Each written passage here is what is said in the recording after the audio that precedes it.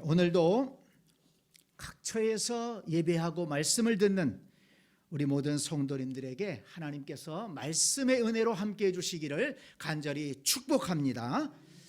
오늘은 장차 우리에게 나타날 영광을 기대하자, 이런 제목으로 말씀을 드리면서 은혜를 나누려고 합니다. 지난 1월 20일이 우리나라에서 첫 번째 코로나19 환자가 생긴 지 1주년 되는 날이었습니다. 별로 기억하고 싶지 않은 1주년이겠죠. 그동안 우리는 많이 불편했고 또 많이 어려웠습니다.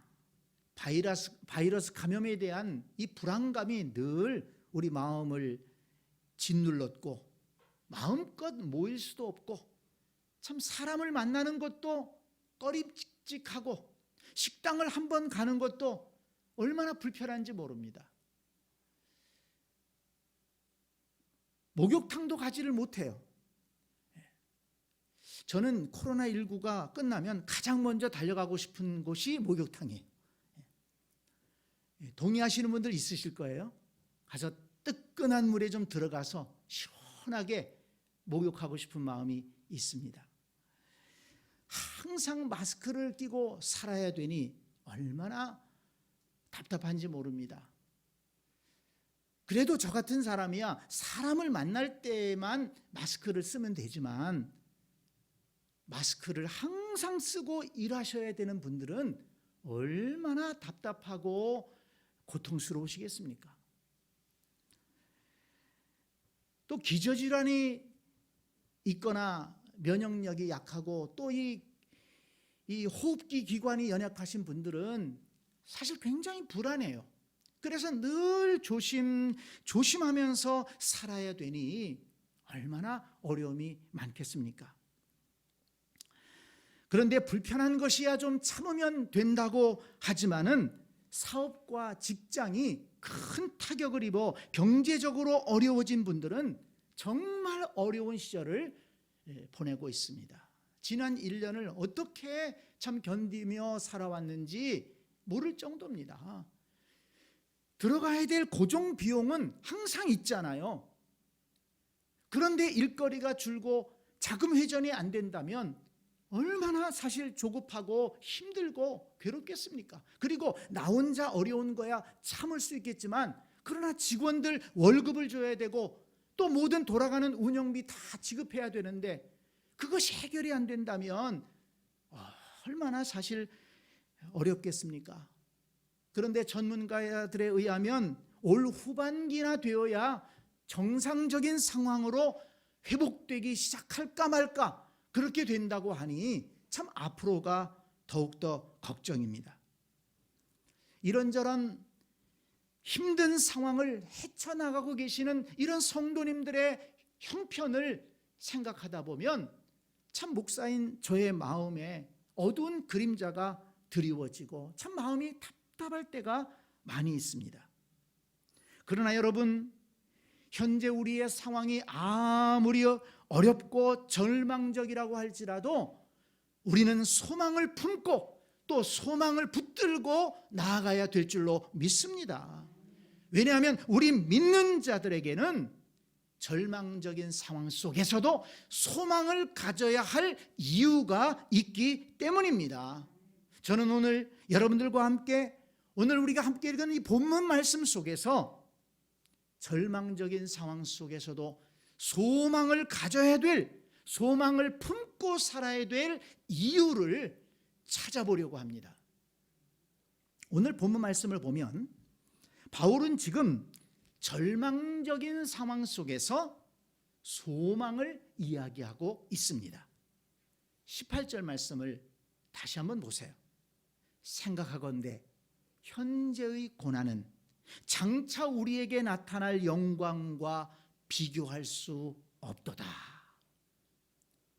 여러분, 오늘 이 말씀을, 이 구절을 마음에 담고 돌아가시기를 바랍니다.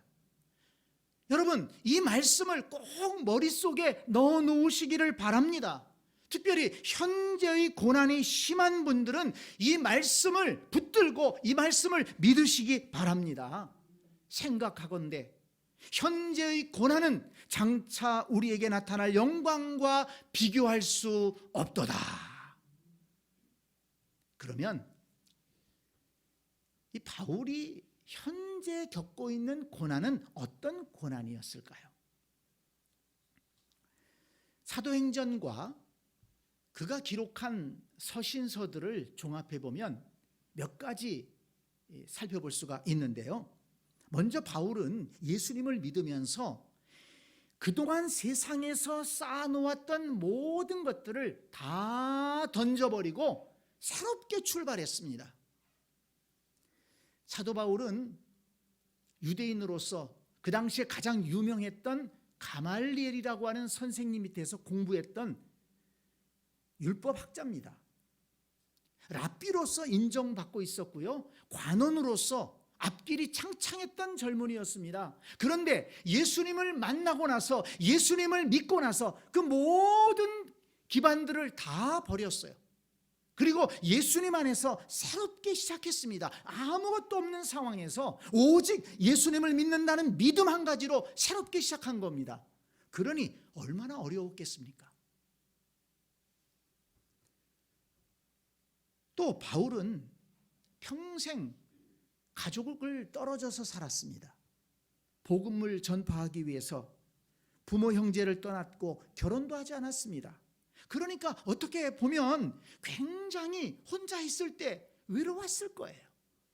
힘들 때 누가 옆에서 위로해주고 함께 격려해준다면 좋았을 텐데 사실은 가족이 아무도 없어요. 또 그는 고질적인 질병이 있었습니다. 학자들에 의하면 심한 안질로 고생을 했다고도 하고, 또 심지어 간질병에 걸려서 고생을 하기도 했을 것이다, 이렇게 추측하는 학자들도 있습니다. 그래서 바울은 자신의 질병을 고쳐달라고 간절히 기도했어요. 그런데 웬일인지 하나님께서 고쳐주시지 않는 겁니다. 내 은혜가 내게 족하도다. 참 어떻게 보면 받아들이기 어려운 말씀하시는 거예요. 물론 생각해 보면 바울이 받은 은혜와 능력과 바울이 체험했던 그 신령한 모든 것들이 너무 크기 때문에 교만해질까 봐 바울에게 그런 질병을 허락하셨다고, 바울이 겪고 있는 그 질병의 아픔을 고쳐주지 않으셨다고 생각할 수는 있겠지만, 여러분, 그 질병을 겪고 있는 그 바울의 입장에서는 얼마나 힘들고 어려웠겠습니까? 또한 바울은 경제적인 면에서도 항상 어려울 수밖에 없었습니다. 몇몇 교회들과 몇몇 성도들이 그저 가끔 보내주는 선교비를 가지고 생활해야 했고, 또 어려울 때면 직접 텐트를 고쳐가면서 천막을 수리하는 그런 일을 해가면서 사역비, 생활비를 마련해야만 했습니다. 또한 바울에게는 많은 반대자들이 항상 있었어요. 유대인들은 바울이 예수 그리스도의 부활을 증거한다고 바울을 미워했습니다. 그리고 바울을 죽이려고까지 했습니다. 그리고 이방인들은 바울이 우상 숭배를 반대하니까 우상 숭배를 통해서 돈 벌던 사람들이 바울을 미워해가지고 고소하고 고발했습니다. 그리고 그 과정에서 잡혀가서 고문을 당하고 수많은 매를 맞기도 하지 않았습니까? 복음을 전파하며 다닌다고 온갖 추위와 굶주림에 시달려야만 했습니다. 여러분 어떻습니까? 이 바울이 당하고 있었던 이 현재의 고난은 결코 작은 고난이 아니고 극한 고난이었다는 것입니다. 한 번 당하고 마치는 어떤 일정한 기간 당하고 끝나는 고난이 아니라 평생을 이어지는 고난이었습니다. 한 가지 고난이 아니고 종합적인 고난이었습니다. 그렇다면 여러분, 보통 사람들 같으면 낙심하고 절망하지 않았겠습니까? 그러나 우리가 바울의 고백을 읽어보면 바울의 삶에서 절망하고 낙심했다는 것이 없어요. 오히려 바울은 희망과 용기에 찬 삶을 선포하고 있습니다. 사도행전 20장 24절을 보니까 나의 달려갈 길과 주 예수께 받은 사명 곧 하나님의 은혜의 복음을 증언하는 일을 마치려 하면은 나의 생명조차 조금도 귀한 것으로 여기지 아니하노라 했습니다. 빌립보서 4장 13절에 보니까 뒤에 있는 것을 잊어버리고 앞에 있는 것을 잡으려고 표대를 향하여 그리스도 예수 안에서 하나님이 위에서 부르신 부름의 상을 위하여 달려가노라. 여러분, 이 말씀, 이 고백만 읽어도 우리에게 용기가 되지 않습니까? 예?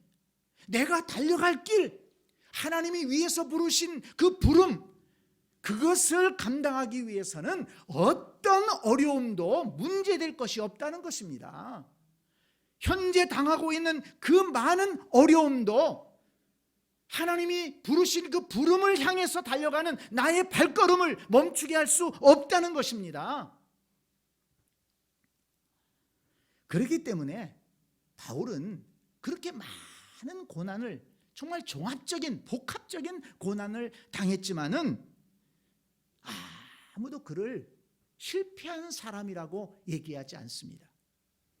오히려 바울은 세계 선교 역사에 있어서 그 누구와도 비교할 수 없을 정도의 위대한 발자취를 남기지 않았습니까? 여러분 생각해 보세요. 바울처럼 많은 사람에게 복음을 전하고 많은 사람을 주님께로 구원의 길로 인도한 사람이 있습니까? 바울처럼 그렇게 많은 교회를 세운 사람이 있습니까? 바울처럼 성경을 많이 기록한 사람이 있습니까? 바울이 많은 고난을 당했지만 낙심하지 않고 절망하지 않고 용기를 가지고 나아갔기 때문에 이렇게 바울은 복된 그리스도인으로서 많은 사람들에게 선한 영향력을 끼치며 살아갈 수가 있었던 것입니다.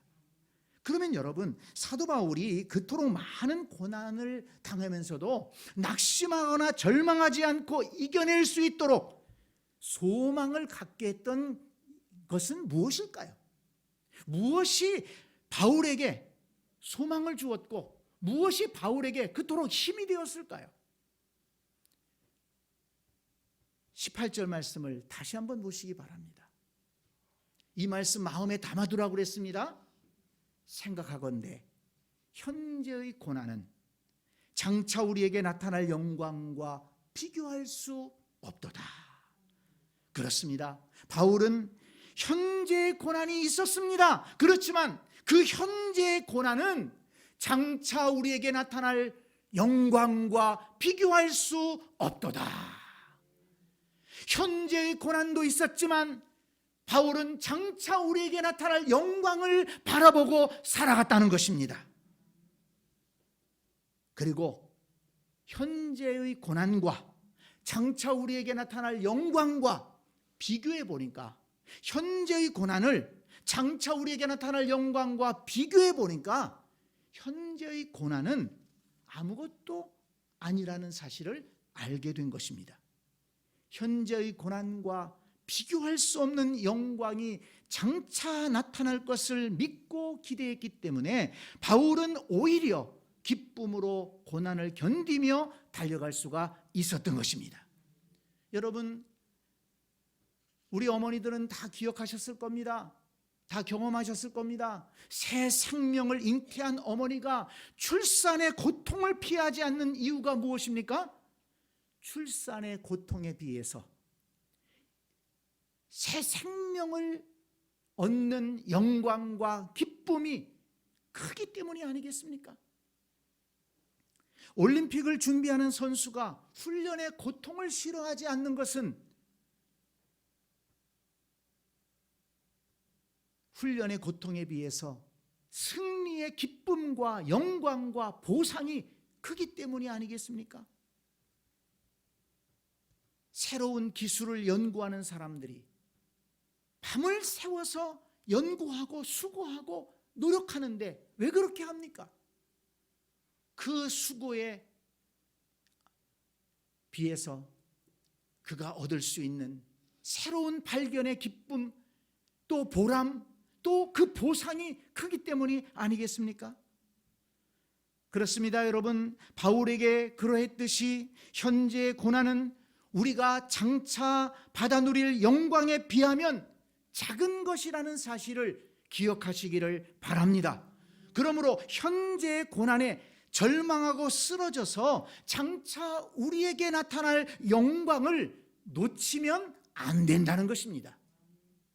그러면 구체적으로 바울이 바라보았던 장차 우리에게 나타날 영광은 무엇이었을까요? 오늘 본문에서 그것을 발견할 수가 있습니다. 먼저 21절 말씀을 보시기 바랍니다. 그 바라는 것은 피조물도 썩어짐의 종노릇한 데서 해방되어 하나님의 자녀들의 영광의 자유에 이르는 것이니라 그랬습니다. 여러분, 하나님의 자녀들은 종노릇하는 모든 것에서 해방되어 영광의 자유에 이를 것이라는 사실을 믿으시기를 바랍니다.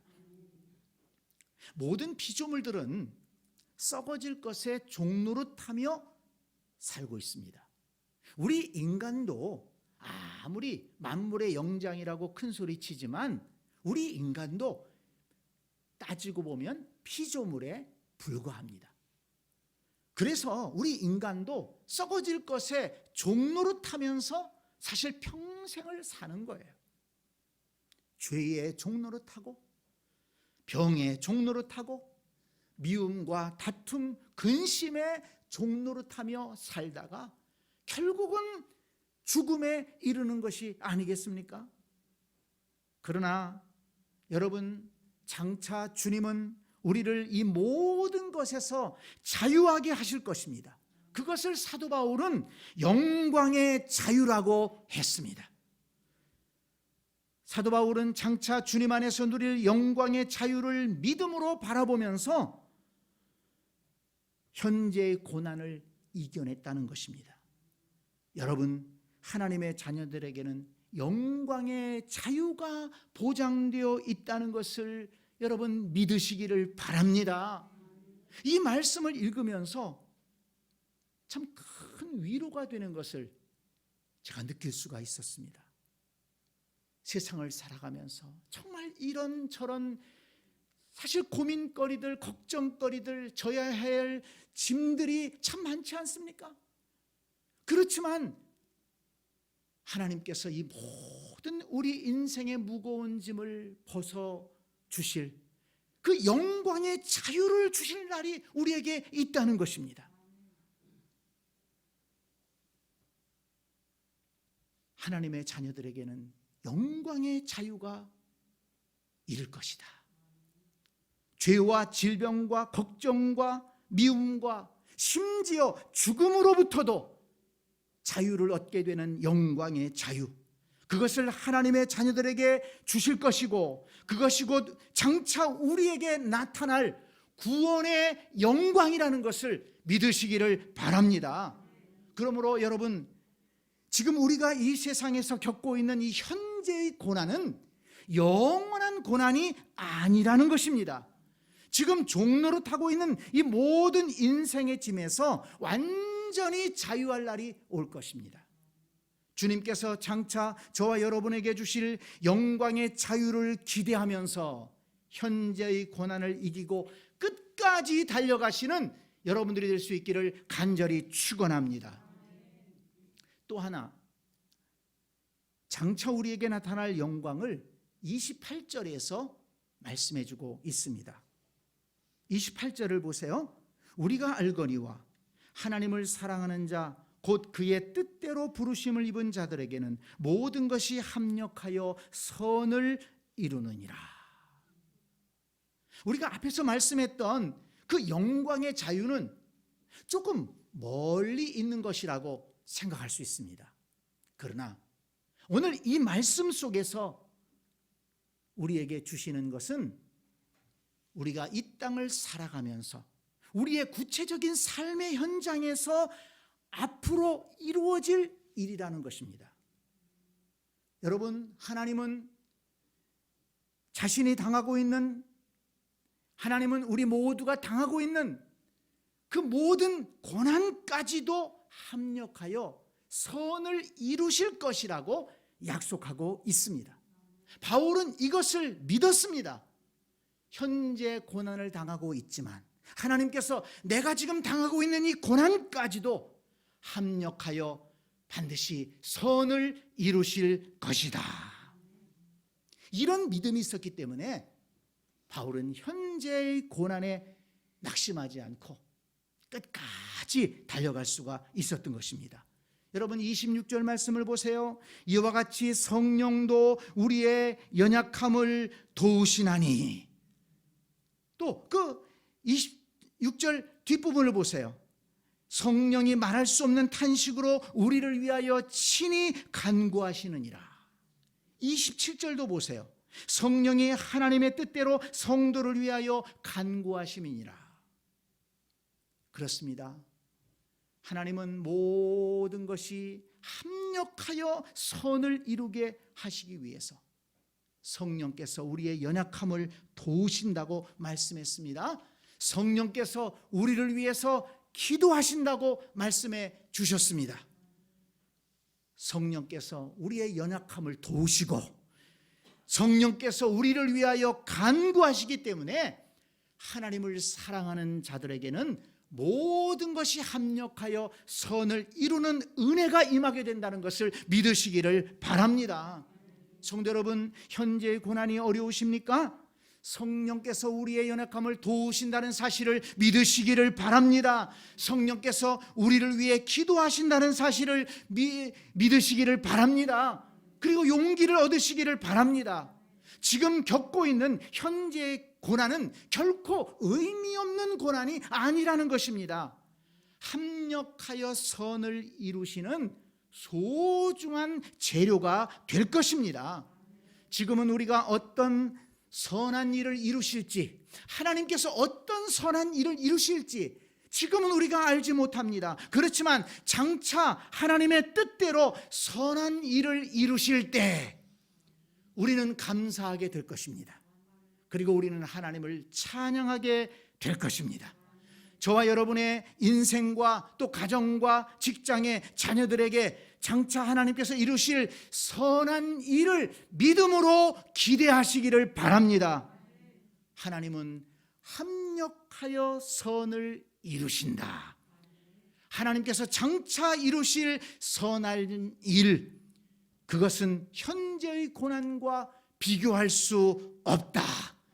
이런 믿음으로 현재의 고난을 이겨내시는 여러분들이 될 수 있기를 간절히 축원합니다. 마지막으로 한 가지 또 있어요. 오늘 본문에 장차 우리에게 나타날 영광이 또 하나 있는데 37절 말씀을 보시기 바랍니다. 그러나 이 모든 일에 우리를 사랑하시는 이로 말미암아 우리가 넉넉히 이기느니라. 성도 여러분, 하나님의 자녀들은 모든 것이 합력하여 선을 이룰 뿐만 아니라 우리를 사랑하시는 이로 말미암아 넉넉하게 이길 수 있다는 것입니다. 여기에서 중요한 말씀이 우리를 사랑하시는 이로 말미암아입니다. 우리가 어떻게 현재의 고난을 이겨낼 수 있습니까? 우리는 연약한데, 우리는 부족한데, 나는 힘이 없는데, 사방이 막힌 것 같은데, 길이 없어 보이는데 어떻게 우리가 현재의 고난을 이겨낼 수 있습니까? 우리를 사랑하시는 이가 우리를 도우신다는 것을 믿으시기를 바랍니다. 31절 말씀을 보세요. 하나님이 우리를 위하시면 누가 우리를 대적하리요. 33절을 보세요. 누가 능히 하나님께서 택하신 자들을 고발하리요. 34절을 보세요. 누가 정죄하리요. 죽으실 뿐만 아니라 다시 살아나시는 이는 그리스도 예수시니 그는 하나님 우편에 계신 자요 우리를 위하여 간구하시는 자시니라. 그렇습니다. 여러분, 하나님께서 택하시고 우리를 위하시는데 누가 우리를 대적할 수 있겠습니까? 하나님 우편에 계신 우리 주님께서 우리를 위하여 간구하시는데 누가 우리를 그리스도의 사랑에서 끊을 수 있겠습니까? 담대하시기 바랍니다. 현재의 고난을 두려워하지 마시기 바랍니다. 우리를 사랑하시는 이로 말미암아 넉넉히 이겨낼 수 있습니다. 오늘 본문의 결론 39절 말씀을 보세요. 높음이나 깊음이나 다른 어떤 피조물이라도 우리를 우리 주 그리스도 예수 안에 있는 하나님의 사랑에서 끊을 수 없으리라. 아멘. 그렇습니다. 지금 우리를 힘들게 하는 어떤 문제들도 결코 우리를 하나님의 사랑에서 끊을 수 없다는 말씀입니다. 어떤 어려움도 어떤 고난도 결코 하나님의 은혜에서 하나님이 우리에게 주시는 그 축복에서 끊을 수 없다는 것입니다. 하나님이 우리를 도와주시는 그 도우심을 끊을 수 없다는 것입니다. 현재의 고난을 넘어 장차 우리에게 나타날 승리의 영광을 바라보라는 것입니다. 바울은 그것을 보았기 때문에 현재의 고난만을 본 것이 아니고 장차 우리에게 나타날 그 영광스러운 승리, 우리를 사랑하시는 이로 말미암아 넉넉히 이기는 그 이김을 보았기 때문에 바울은 현재 고난을 능히 이겨낼 수가 있었던 것입니다. 성도 여러분, 지금 우리는 고난의 때를 살고 있습니다. 앞으로 좀 더 견뎌야 될 것 같습니다. 그러나 낙심하지 맙시다. 절망하지 마시기를 바랍니다. 오늘 말씀을 마음에 품고 오늘 말씀을 붙들고 오늘 말씀을 믿고 담대하게 나아가시기를 바랍니다.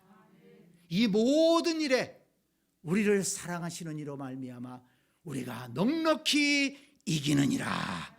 이 말씀이 오늘 예배하는 저와 여러분에게 큰 용기를 줄 수 있기를 바랍니다. 우리가 알거니와 하나님을 사랑하는 자 곧 그의 뜻대로 부르심을 입은 자들에게는 모든 것이 합력하여 선을 이루느니라. 이 말씀이 저와 여러분들에게 큰 힘이 될 수 있기를 바랍니다. 현재의 고난은 장차 우리에게 나타날 영광과 비교할 수 없도다. 이 말씀이 고난의 때를 살아가는 우리 모두에게 큰 소망이 될 수 있기를 간절히 축원합니다. 아멘.